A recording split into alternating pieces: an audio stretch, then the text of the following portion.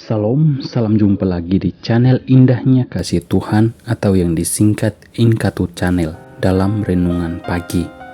Namun sebelum kita mulai renungan pada pagi hari ini, saya mengajak mari kita sama-sama berdoa. Kita berdoa. Bapa di surga, terima kasih atas penyertaan-Mu dalam peristirahatan kami hingga pagi hari ini.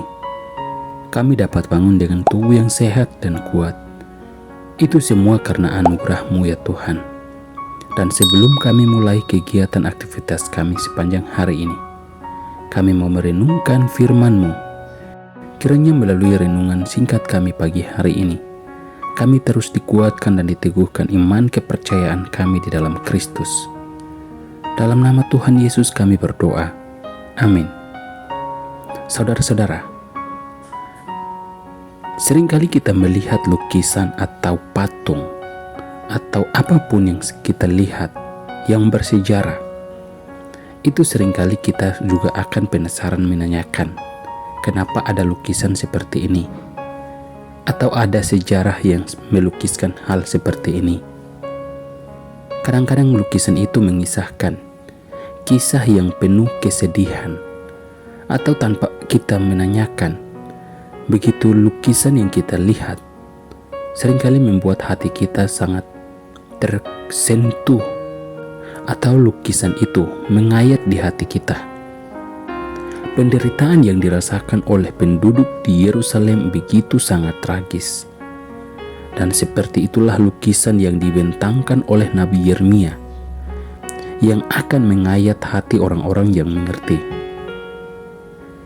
Hal ini dengan jelas kita baca di dalam bacaan kita pada pagi hari ini. Dalam Ratapan pasal 2 ayat 10-22. Di sana kita melihat penduduk Yerusalem yang berkabung karena atas meninggalnya keluarga ibu dan anak-anak. Dan ada seorang ibu yang hanya bisa pasrah terhadap kematian anaknya. Pengepungan yang begitu lama terhadap kota Yerusalem akhirnya menimbulkan kelaparan yang begitu hebat hingga sang ibu terpaksa memakan anaknya sendiri. Kehancuran yang terjadi begitu besar hingga imam-imam dibunuh di tempat ibadah. Mayat banyak orang, tua maupun yang muda, berkelimpangan di mana-mana. Hal ini yang kita baca di dalam bacaan kita pada pagi hari ini. Di samping itu, sang nabi menyertakan sebuah catatan penjelasan.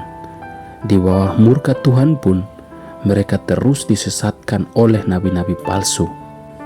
Nabi-nabi palsu itu memberikan penglihatan dan nubuat palsu yang tidak menegur dosa mereka. Hal ini dapat kita baca di ayat yang ke-14. Jadi perhatikanlah kekristenan pada zaman sekarang ini.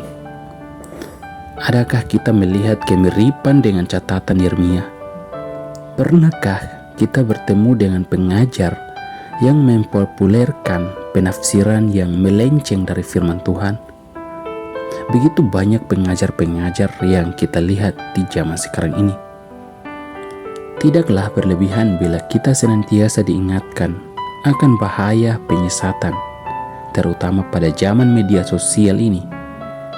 Penyesatan selalu membuahkan penghakiman Allah. Hal ini bisa kita baca dalam Galatia 1 ayat 9. Dengan begitu, kita diajak agar kita terus berjaga-jaga dan saling mengingatkan. Di zaman sekarang ini, kita tidak menginginkan munculnya lukisan kehancuran yang baru pada zaman kita. Karena itu, berdoalah agar Tuhan yang membangkitkan dan menguatkan para pengajar Kristen yang sejati, yakni orang-orang yang berani memberitakan kebenaran dan menegur dosa. Inilah yang menjadi tekad kita, yaitu agar orang-orang Kristen disadarkan dari mulut-mulut manis yang menyesatkan. Kritik yang pedas lebih baik daripada dusta yang manis. Kiranya renungan kita pada pagi hari ini, kita terus diingatkan dan disadarkan dalam menghadapi bahaya-bahaya pengajaran sesat maupun penafsiran-penafsiran yang melencengkan kebenaran. Mari kita berdoa. Terima kasih Tuhan buat firman yang sudah kami renungkan pada pagi hari ini. Kiranya melalui firman Tuhan ini kami selalu dikuatkan dan diteguhkan iman kepercayaan kami. Dan kami juga terus berdoa buat setiap pengajar-pengajar Kristen dimanapun mereka berada. Tuhan, Engkau yang memakai mereka, agar berita Injil yang disampaikan banyak yang dimenangkan jiwa-jiwa datang untuk mengenal Engkau ya Tuhan.